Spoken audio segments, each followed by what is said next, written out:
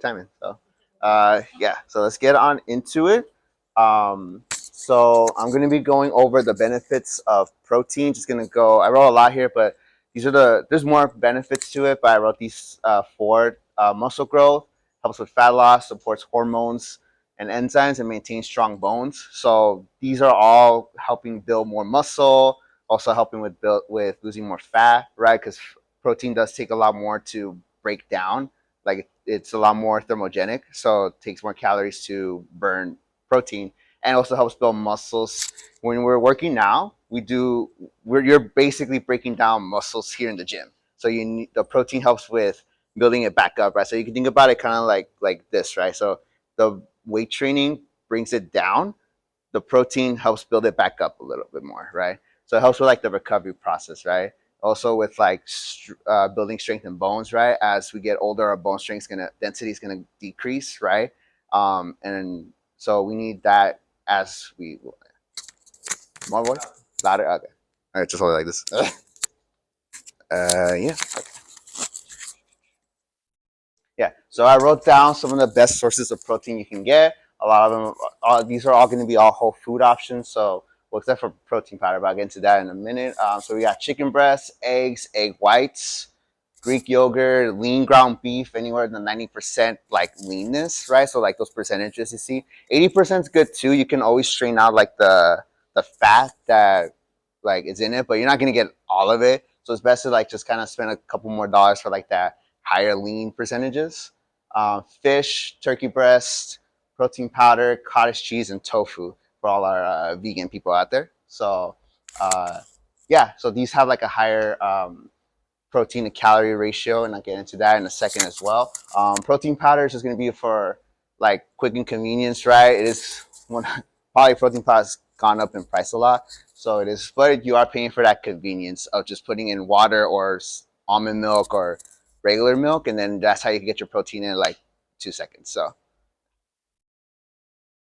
just some kind of like my own tips about protein. Right nowadays, you see everything has high protein, like protein matcha from Starbucks, right? Protein, like everything at this point, right? But you just gotta, again, read the labels. I saw this at Target the other day. They have protein Pop Tarts, but but if you look at the calories and then the grams of protein that you're getting, is it really like a good source of protein?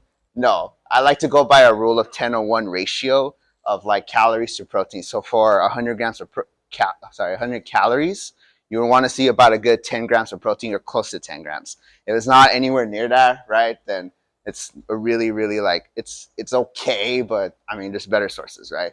Versus the compared to like the Fairlife shakes or like those little ready to drink ones, you guys, the people in the morning have seen me drink these a lot, so you know, yeah, yeah, literally. And then, yeah, but the 150 calories per serving for 30 grams of protein, I would choose that one over any day. So, yeah, and then if you're gonna start tracking a lot of if you start tracking, I know it's gotta be like you gotta look at the calories, fats, carbs, and protein. If you focus on the protein, make that your number one spotlight, and then everything else will just fall in place because the protein, at least what I believe, is that helps maintain, build more muscle, especially when you're dieting. So yeah, but always read your labels. Just because it says it has high protein doesn't mean it's going to be the best. Got it. So then the next macronutrient I'm going to go over are carbs. Just a couple key benefits here. A lot of them involve improving performance, energy, and brain function, as well as digestion, like with the fiber. So a lot of times where we just think about it more as like a fuel source, right? Like you're going for like a marathon, like a 5K or 10K that just happened recently. You're gonna want like those pastas, those oats, those anything that helps you with that energy because your muscles need it like right away for, like I said, to be able to perform better. So it also helps with overall brain function, or you just feel better after eating carbs. I know sometimes like we go on a low carb diet or we don't have any carbs in the system for a while, we start getting a lot more moodier. So it does help with that as well. And then like obviously the fiber helps with like the digestion. So like prunes or oats, again, great example. And yeah, from quality carbs, not carbs from like a bag of Doritos. Those are different sources. Looking. Yeah. So here are some great sources of protein, sorry, of carbs. So we have oats, brown rice, quinoa, bananas, whole wheat bread, lentils, chickpeas, apples, anything natural like that, and then potatoes. Um, Pops always comes here with a banana, so I mean, it works for him. So, but yeah, these are really good sources for carbs. Yeah, on this side. Oh, well, I broken. Yeah, just hold it like this. Yeah. Okay. And then just a couple of my like 2 cents, right? Again, read the labels. Read the labels. There's a bag of Doritos right there and oats. Same amount of calories per serving, but which one's going to be a better source of carbs or for energy for your workouts, right? Huh? I want Doritos too. Also, too, another benefit with like the carbs, if you are planning on working out like longer, like maybe doing like longer runs, it is okay every now and then to do like these like sour strips or like anything that has like a quick like carb source in order for your like I said earlier, the energy your muscle uses for like the for exercising. Um, Anything that's very high intense, right? You do want a little bit of carbs in between, like during your workouts. That way you can kind of keep pushing a little bit more. Again, if you're doing like 5Ks, 10Ks, anything like, well, 10K and half marathons, right? You are going to need like something like quick in your system to like keep you going. So, but yeah, read your labels. And the last macronutrient is going to be fats. So again, just the key benefits here. A lot of them, it does involve brain function. It does give you enhanced brain function and mood, long lasting energy, heart heart health, and hormone production. So um, with the long lasting, with the energy part, so when the carbs are used first, then the fats can come in second to provide a lot more energy throughout the whole rest of the day when the carbs are out. So carbs are more like a quick like source. Your muscles use it a lot more better, like a lot more quicker. And yeah, and the right amount of fats though, right amount, not the fats you get from like a McDonald's burger, but like fats from like olive oil, from like the olive oils, avocados, and etc. Are going to be good for your heart.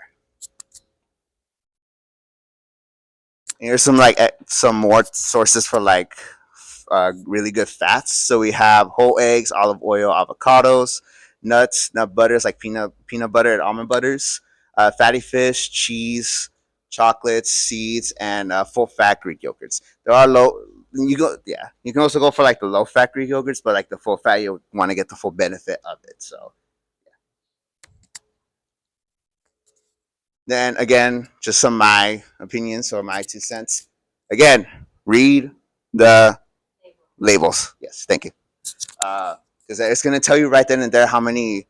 You just gotta do your own research, see what's best for you, right? On the one on the left here, so me and my brothers, we always use like the powdered peanut butter.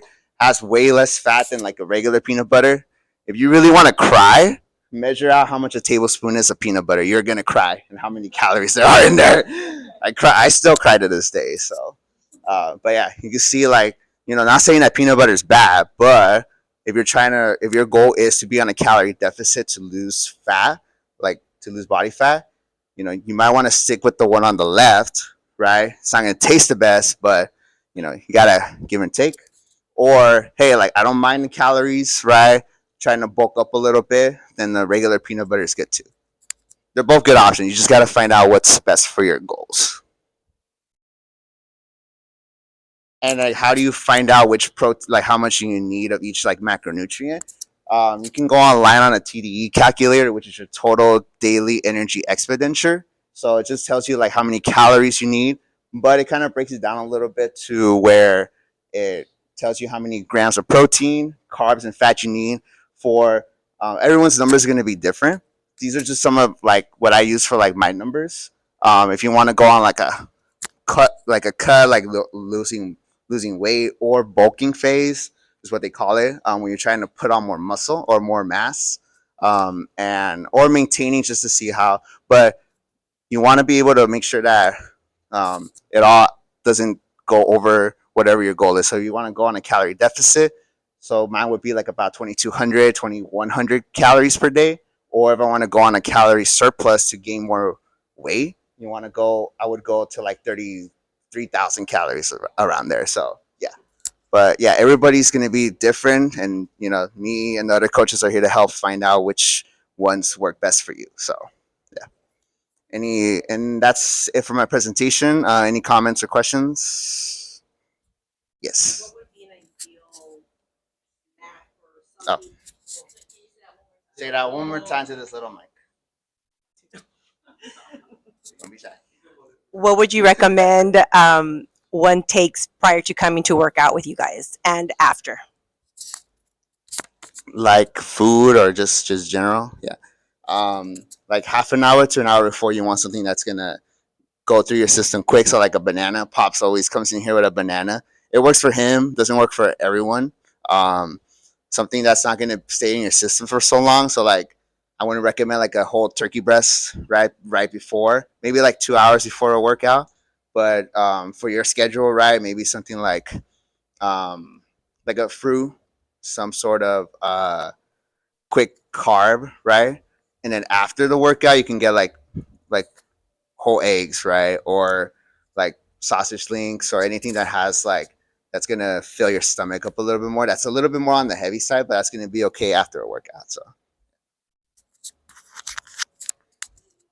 anyone else? All right, thank you very much. All right, thank you.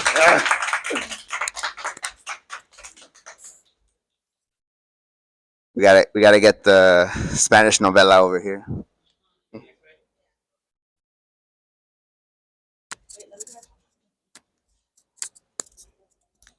Bobby, you want to talk about peptides real quick?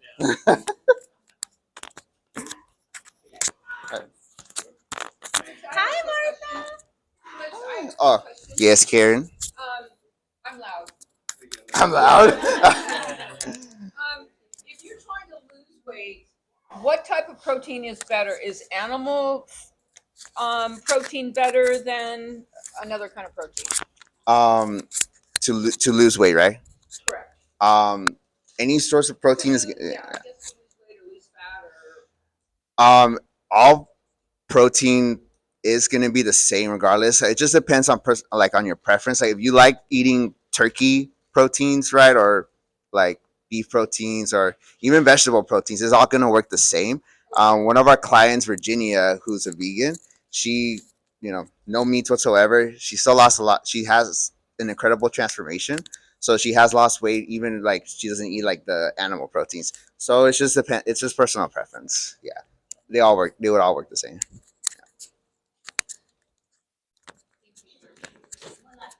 Oh. Right.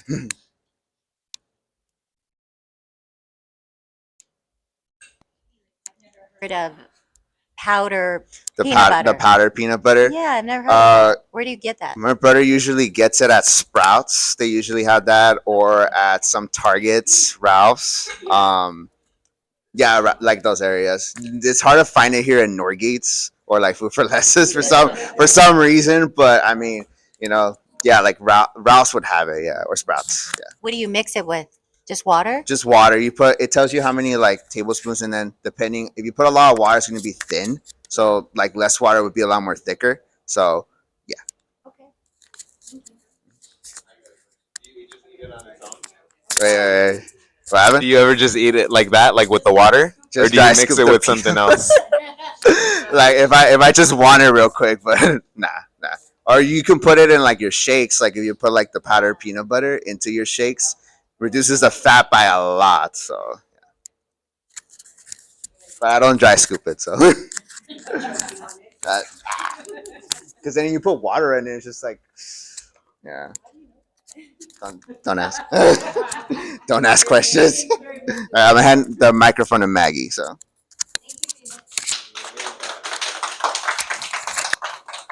Is that a good placement? Is that good? Okay.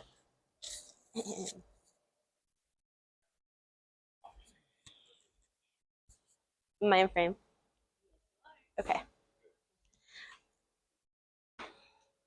So I'm going to be presenting, sorry for Bali, working out through your cycle. If you guys didn't know, we're like 65 or like 70% women here. I feel like a lot of stuff that we get is like no shame, like, oh, I'm on my period, I don't feel good, I don't want to work out, or like I'm going through menopause, like I have all these symptoms and I'm not feeling good.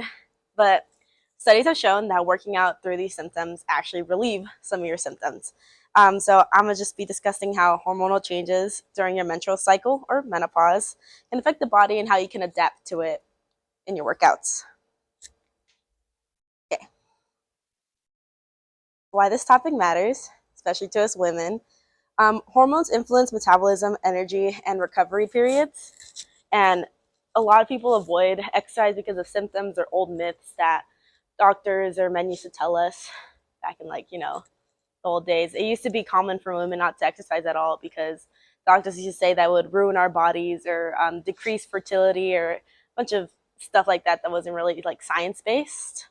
Um, and physical activity can improve both like physical and mental health since exercising does release endorphins. It could help with the hormonal imbalances that we have during these changes. And, evidence-based strategies can also improve outcomes of, how long it takes, or can even like shorten periods in some cases. Hormones like estrogen and progesterone tend to like fluctuate during these periods. Like estrogen drops and progesterone heightens, and also cortisol, which is like the stress hormone. And working out can definitely decrease those and up our estrogen. So a typical menstrual cycle is around 28 days. So menstrual cycle is like low estrogen, high progesterones, right? So follicular phase is right after the period, which is rising estrogen. Ovulation is peak estrogen, and then luteal phase is high progesterone, then it declines, and then it hits the bleeding period, right? And again, hormonal fluctuations can affect like endurance, strength, mood, all stuff like that. And this is all like supported by the endocrine system, and especially when our estrogen drops, it can lead to like osteopenia, osteoporosis. Our muscle growth is not at its best, which is why it's important to work out during these times. So when we're back on our like high estrogen phases, we can heighten all those hormones that we need. Okay. Obviously, exercising during our cycle, hormones are at their lowest and we feel like crap. Obviously, everyone's phase is different. That I know in like some experiences, you get heavy cramps, headaches, moodiness, and I know you don't want to get out of bed or, come work out and sweat, right?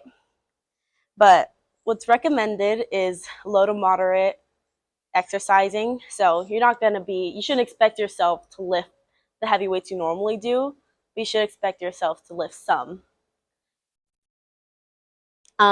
Also some light like resistance training, like how we do here, maybe some cardio on your own time, like walking, some yoga to get like your muscles going. And this kind of stuff can increase blood flow, which can also help relieve cramps.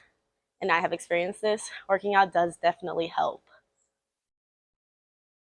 And also light resistance training can help the body keep like your habit going even when it's not feeling your best. Okay. So benefits of working out through your period, did it change? Okay. Is it decreases glands and it reduces cramps, and it releases endorphins, which can improve our mood, which means, those mood swings aren't going to be as prominent. And improves circulation and it reduces bloating. I know a lot of us have major bloating and you definitely don't want to put on those like tight clothing. Joggers are always welcome. We don't judge here. And also regulates cortisol, which can lower stress, because we can all get very stressed when we're in our time. So endorphins mainly act as natural pain relievers, which is why sometimes you'll see that you're not cramping as much during your workout and then afterwards, which is why we recommend that, hey, you're not feeling your best, still come in, do some light stuff, and you'll see, afterwards you definitely feel better. You feel more accomplished, like your mood gets better, and it's just because those endorphins that you get while we're working out. Okay, so I'm gonna scientifically explain menopause. So basically, it's this mainly above women 45 and over. And it's defined as 12 months without any menstruation, and you decrease in those hormones that cause periods, which can, like, side effects can range from psychological to reduced bone density, which is something we see in a lot of older women, loss of muscle mass, increased fat storage, and hot flashes, which is, I feel like, the main symptom that people get. It's hot flashes, and those can be really uncomfortable. When you work out, the hormone that causes the hot flashes decreases. And this is something that you can look up. It's true. And when you work out, the hot flashes decrease because you're already regulating your body through exercise. Something I know we really want. We don't want to be uncomfortable. And sometimes putting yourself in an uncomfortable situation for about an hour can just improve your life quality. Okay, so benefits, huh? That's a good tagline. Get uncomfortable with us. Get uncomfortable with us so you're not uncomfortable for the rest of your life. So, benefits of working out during menopause is strength training increases bone density and muscle mass. So a lot of women, once we get older, we get osteopenia, osteoporosis, which is decreased bone density. That can be really dangerous because that means if we fall or bump ourselves against something too hard, we can break our bones. It takes long recovery, like you get arthritis, and it's just really unfortunate. And exercise can decrease that or prevent osteoporosis and osteopenia. Even if you already have it, it can definitely decrease the symptoms and it won't advance as far as other people.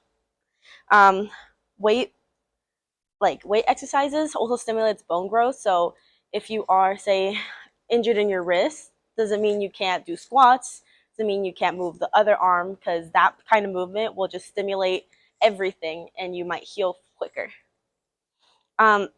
Also, it supports heart health, which I know a lot of, like, 30% of Americans have heart diseases, and those definitely increase as we get older.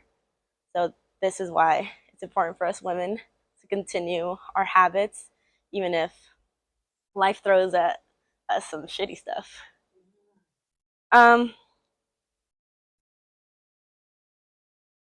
So the reason why it decreases our hot flashes is because when we exercise, it increases our insulin. And insulin is what regulates, our sugar, our other hormones, and that's why it can have positive benefits on our bodies. Yeah. Okay. Any questions?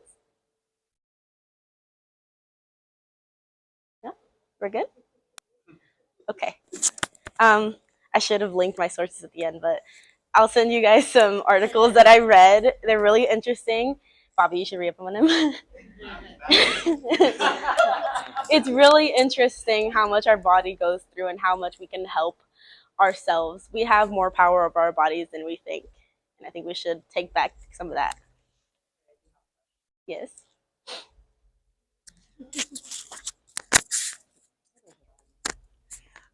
My question is, I know you said when we're, on our cycle, we should, do light weights, right? Yes. Let's say light exercise. Is that recommended, or let's say you're able to, lift as usual? Can you do that, or do you recommend no, it's better to stay at lower during that time? If you feel like you can lift your regular weight, then you definitely can. But if you just don't want to feel weak, it's okay to not lift what you normally do. You shouldn't expect your body to do, like, it's 100% if you're not feeling 100%. Yep. All right. Thank you. Next up is Andrew in his dapper form. just came off tour. Presenting.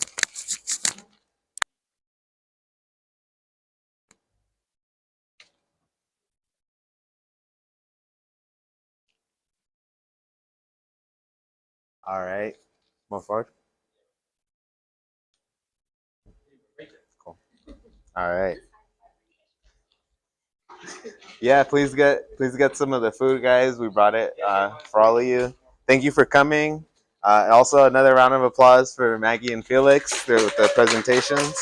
Um, they just went to a certification like a couple weekends ago. I unfortunately didn't get to go to it, but we've been going over it together like during our meetings and like working through the workbook that they gave them and I'm trying to understand more of like everything that they learned. And it involved just a lot of technical stuff about fighting kind of like pain, injury, and how you keep working out through those things, how you can adjust your exercises basically. So the envelope of function. This is a diagram, like a visual that they had inside of the workbook. That I just really enjoyed it, and I thought there was a lot behind just like the simple diagram. And just in all the years that I've done kind of like exercise and like a little bit of training, I haven't really seen a visual like that. It's always kind of like you have a mental idea of how things work, but it was really cool to see like a visual one. So I printed it out for you guys to have a copy. So go ahead, you guys can pass these out. And it's gonna have right here the diagram that you guys can look at. And it's called the envelope of function. There's a specific piece in there. So we can switch over to the next one. All right, so there's a definition to that. If you look at the sheet right now, when you guys get it in a few seconds, the thick line, curved line that we have in there is the one with the arrow pointing to it that says the envelope of function. Okay, so that's the specific piece that it's going to be referring to. What that line represents is going to be the amount of load, right, or like, for example, weight or maybe intensity that we're doing by the frequency, right? Frequency is going to be your volume, the amount of times that you're doing something, the repetitive action, right? The reps that we do here in the gym. And it's going to be about how that line changes, how our ability changes, and when we can kind of hit a tipping point where we go too far kind of within that range. So it involves basically injury, right? As you guys can see, we have a pre-injury and a post-injury. This applies to everybody, right? And it's more so explaining kind of where our abilities fall normally, and then how those abilities get changed over time, specifically through an injury, right? So the reason why we have a curve here on these two lines, right, is because they're not, they don't go together, right? They're inverse. Our load and our frequency, they're going to go inversely. So if I'm doing a lot of reps, right, my body's not going to be able to push the intensity that high or push the weight that high, right? And if I'm going more towards the load side of the graph here, if I'm pushing more weight, right, if I'm doing something that's really, really intense, I'm not going to be able to do it as many repetitive times or for as long, right? You could maybe interchange this also kind of for endurance, right? Frequency or endurance. That's why we see a curve here, right? As opposed to maybe these lines like shooting straight out like a square.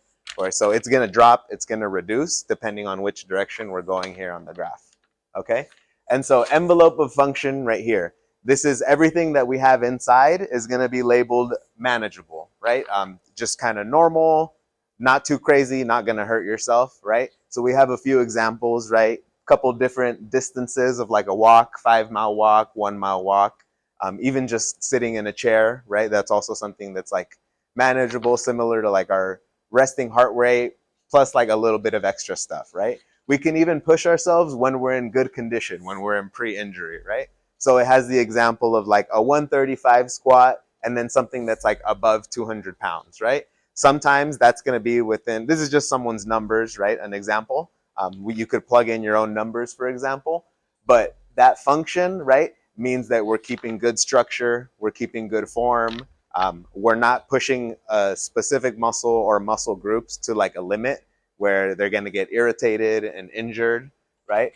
So that's why we have that thick that boldened line right there, the envelope of function, right? Anything inside that shaded area will be manageable. And then we have an area just outside of that envelope, right? That we can still do. That's the idea, right? It's labeled as excessive, right? Because it's getting past our idea of what we like to keep as like form, right? And like proper structure. For example, if I'm talking about my squat, it's possible that at 225, right, my squat looks perfect, it looks good.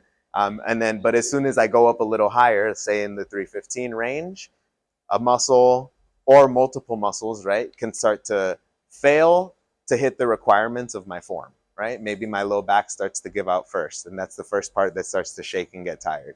Maybe it's my hamstrings, right? Or maybe it's my posture. Once we get into the excessive range, not all of our abilities are up to par and up to the challenge, right? So that's how we can describe that, the excessive range, right? Where we'll start to see differences in our form, not being able to keep it, or even not being able to finish, for example, right? Like a 10-mile walk, that might be something that like you don't finish, right? You try to go through it and you stop beforehand and it's incomplete, right? So that's the excessive. Structural failure, it's kind of it could be interchangeable. We could mean literally like an injury, like biological, like a failure, and like some stuff gets like broken, stuff gets injured, right? Stuff gets hurt. But we can also, I think we should think about structural failure as our requirements for ourselves, right? Sticking to our form and being really disciplined at keeping ourselves in a safe position, right? So I prefer that thin line out there, structural failure. We don't go all the way to hurting ourselves, right? We stop it when the move is like no longer correct, when it's no longer super perfect and we're no longer in that position to keep ourselves safe. So we can move forward to the next one. Now, post-injury, right? What we'll notice here, the reason why I love the visual so much is because it shows you how this shaded area of what was manageable, it's going to shrink. And that's what happens for everybody. That's just standard. You have an injury, what became normal and what you could like push yourself with comfortably is going to shrink a lot more. That space is going to be smaller. And the excessive range, right, in turn is going to become bigger. It's possible that I get hurt, right? And what used to be an easy 225 squat for me, right? Now it takes like a lot of effort, right? Or now it takes a lot of focus for me to keep my form. It's possible maybe like I had an injury, right? And I need to keep rehabbing. So like now it takes extra work possibly to get within this range. So all of this now would be considered excessive, right? And the important piece, right? Our envelope of function, which is where we want to stay within, right? It dropped down. That's the important piece. And either way, right? Whether it's frequency, whether we're talking about how long or how many times we're doing something, or it's load, whether we're talking about the weight or the intensity, all of that is going to dial back, right? And then structural failure, right? That'll stay mostly the same, right? If anything, that'll probably come down a little bit too, if we're talking about your form, right? And like being disciplined on yourself, that's going to come down as well. And then go ahead, we can go to the next one. So access lines are infinite. I don't know how much you guys have done math, stuff like this. I'm not really good at math. I only did geometry, a little bit of stats, but it was enough that I learned some graphs, right? And so y-axis, right, the one labeled going straight up and down, and then x-axis, the one going across this way, right? Always we start at 0 from the center point, right? And then we move on for value, right? Like numbers. We assign a certain set of numbers to explain this. But the idea is, in math, planes are infinite. Planes don't stop, right? Once you have a certain plane, right, in a dimension, in a direction, it's going to keep going, and there's no end to that, right? So, not the end of the world when we do have an injury. What this is telling us is that it's 100% possible. Now you guys can look at your own little sheet right here, right? It's 100% possible for me post-injury, right? Biology is always going to keep improving, right? Biology, that's kind of what life does. Life is going to adapt. And adaptation, really what it does is it makes us stronger. That's why we're here in the gym. Our body adapts to it. And after a long time, right, we're like a completely different person. We're way stronger, for example, way more endurance. The idea here being is that there's no rule that says this is permanent, right? Post-injury is going to be permanent. With enough focus and with enough determination, I can push these envelopes back and I can move myself further from where I was when I started, right? We've been talking about this, not like a quote, but just kind of like an idea. It's like you're never going to be the same as like before you had an injury, right? So it's like maybe I broke a bone or something. That bone's not going to be the same. Or I pulled a muscle, right? That muscle is always going to have been pulled at some point in the past, right? But biology doesn't say that that's a permanent constraint, right? I can keep adding on tiny layer by tiny layer, and eventually with enough time, I can move myself back to where I was here and even further, right? I can push that envelope of function further. I can push that excessive range. If I keep working out and keep working out, like my abilities are going to improve. That's just kind of physics, right? It's the biology of it. And in the future, right? So just like a little bit of optimism for everybody, know that it's like an injury doesn't mean the end of anything, right? With enough focus, with enough determination, knowing what direction you're trying to go, right? We can keep moving forward. And that's just based off of like math here, right? Is these things are infinite. We can always choose to keep moving in a certain direction. And we can get back to a certain point or even further. So that's what I really liked about it, that it showed kind of in a math sense that like there doesn't have to be limits, right? Or a lot of times the limits, we'll kind of place them on ourselves, right? We'll be like, okay, I had an injury, I'm not comfortable doing this anymore. This is where I'm going to stop. When in reality, someone can slowly force feed something, right, over time that's not hurting them, but over time those layers are going to add up and it's going to make a difference. And then the last one right here. Thank you. Keep striving, y'all. Injuries they're not going to be the end of you, right? We can keep going. And that's really, it's been really cool to see that we've been doing that recently, because we had like 3 or 4 members that got like pretty seriously hurt and they've been like working out. So it's really cool to see. But thank you guys. Any questions? Envelope, yeah.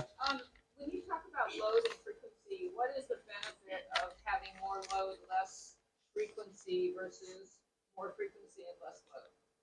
Yeah. Why would you? I mean, why would you do one or the other? The inverse, right? Yeah, great question. So it'll depend on what part of the year that we're on, right? Which programming phase.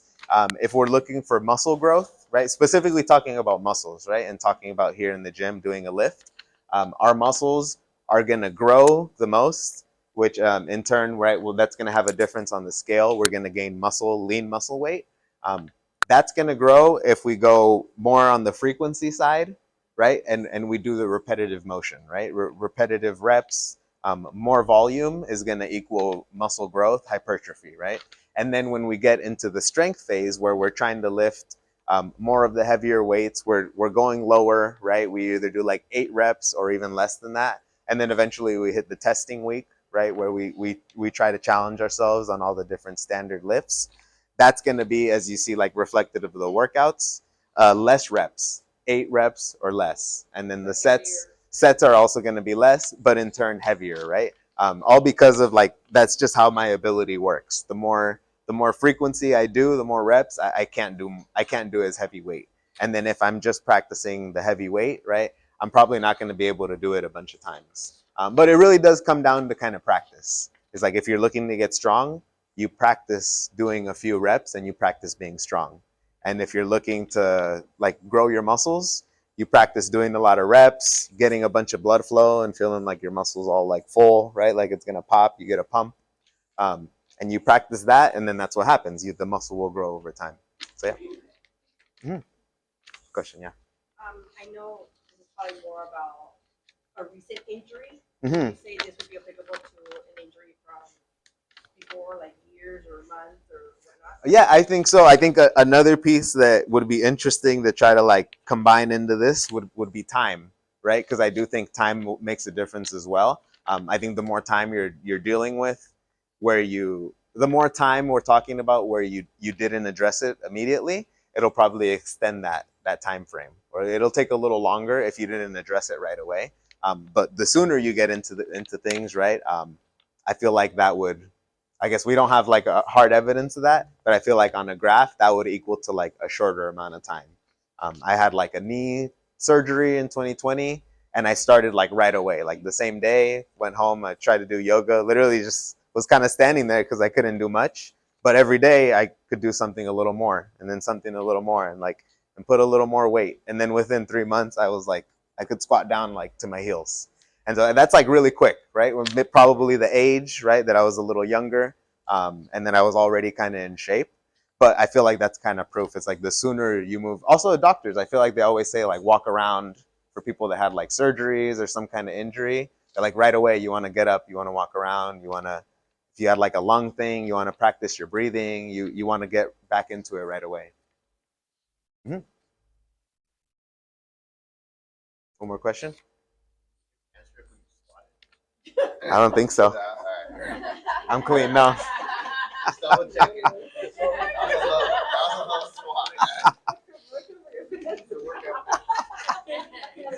All right. Thank you guys.